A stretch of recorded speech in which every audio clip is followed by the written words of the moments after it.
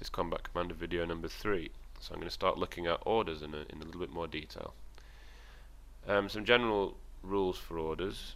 They're played from your hand during your turn. Actions can be played at any time during your turn or your opponent's turn, but orders have to be played in your turn. The number of orders that you can play in your turn is based on your order limit, which is in a scenario.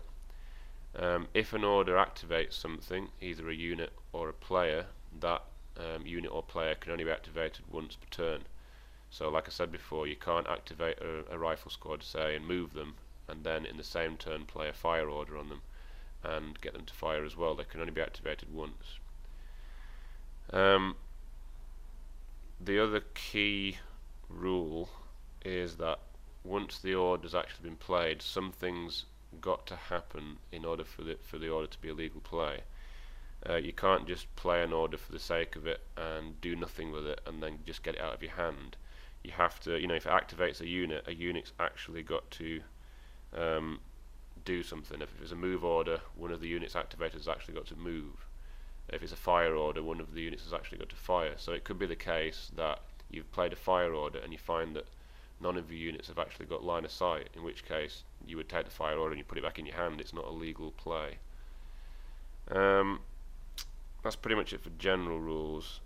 The command radius again, when we're activating, if we activate a leader, we can also activate everything within its command radius, as long as that hasn't already been activated earlier in the turn. So Lieutenant Schrader here, he has a command of 1, so he has a command radius of 1 hex away. He could, if he was activated, he could activate the rifle squad here and the rifle squad with the light machine gun here, because they're 1 hex away, as long as they hadn't already been activated during that turn. Sergeant Gans over here with his command of 2 could actually activate this squad with the light machine gun, this squad over here, this weapon team with a heavy machine gun, and this rifle squad with the light machine gun. So you could activate everybody there because he has a command radius of 2. So that's why these high command leaders are so useful. There are some leaders which have got a command of 0. You might think, well, what's the point of that? Well, they can actually activate anything that's in the same hex. So it's probably a good idea now to talk about stacking limits in this game. The stacking limits are fairly simple in that you can have up to 7 depictions of soldiers in a hex. So a rifle's got 4 soldiers on it, a leader's got 1, and a team has got 2. So you could have perhaps one of each of them would be fine. You'd have 4, 1, 2, you'd have 7, that would be fine. You couldn't have 2 squads in the same hex legally. The stacking limit is enforced at the end of your turn. So you can kind of temporarily overstack, which is usually useful in things like melee combat, as we'll see later. But when it actually came to the end of the turn and you were overstacked in a hex, you would then have to eliminate troops such that the stacking limit would be obeyed.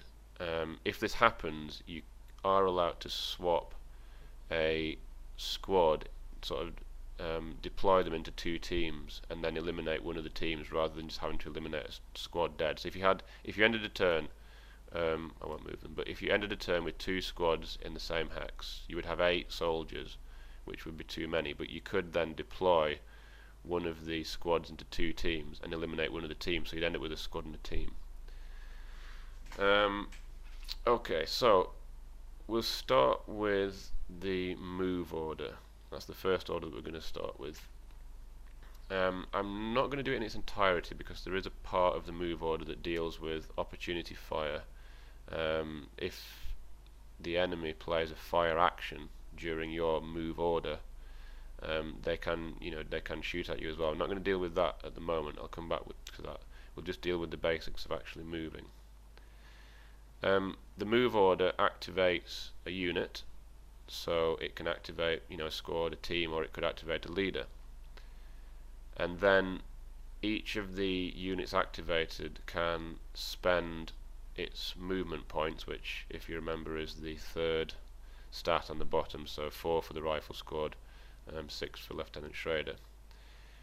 They can use their movement points to move around the map.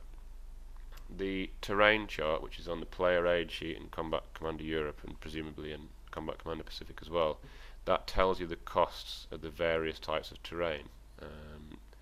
It's fairly simple really. A clear hex like that would cost you 1 movement point. A building or a woods would cost you 2 movement points.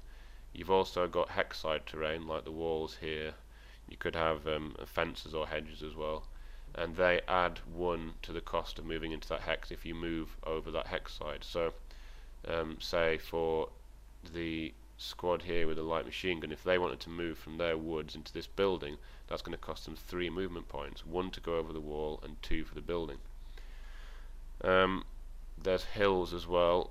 Hills, if you're going uphill, then that adds 1 as well. So if you say if this this hex here was uphill, that was at a higher elevation, and I was moving up a hill, it would cost me 3 movement points because it would be 2 for the woods and 1 for going uphill. The only other thing to mention about movement is, and I haven't touched on this yet, is that if a non-leader unit, so a squad or a team, is in the same hex as a leader, whatever the leader's command is, they get as a bonus to all of their stats.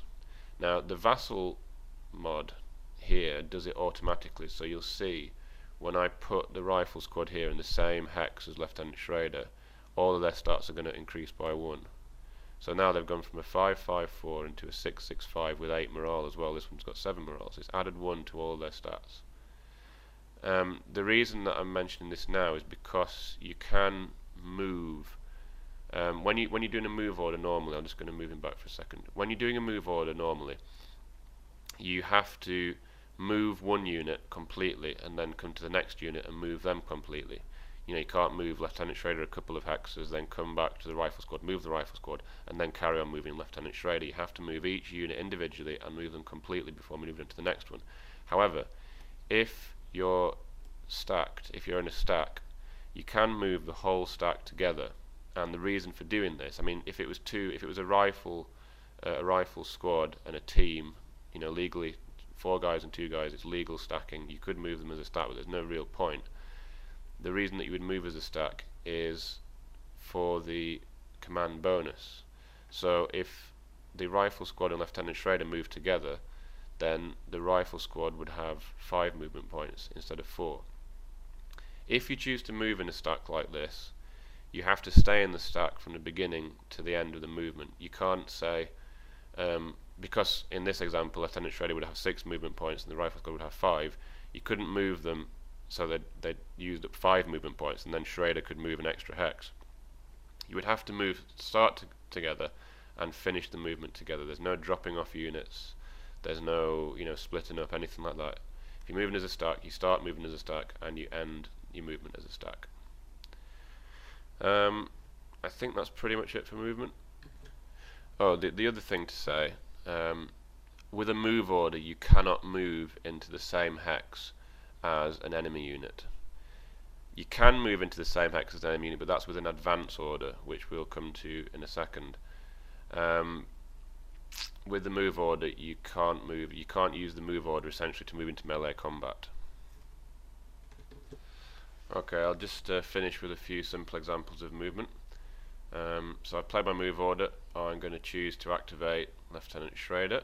So I'm going to activate him, I'm going to activate the rifle squad, and I'm going to activate this rifle squad with the light machine gun. So we'll start with we'll start with Lieutenant Schrader and the rifle squad. They're going to move as a stack, which means that the rifle squad gets a bonus to his movement. They've got 5 movement points. So simply,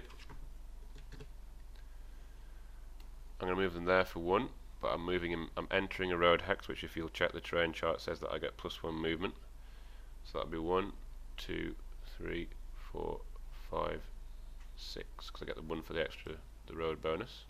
I'm going to move them there. And then the light machine gun is going to cost me 3 to move to there, another 1 to move to there, but then I'm going to get my bonus for the road, and then another 1 to there. I can't activate the rifle squad because he was too far away. Okay, next up, shooting.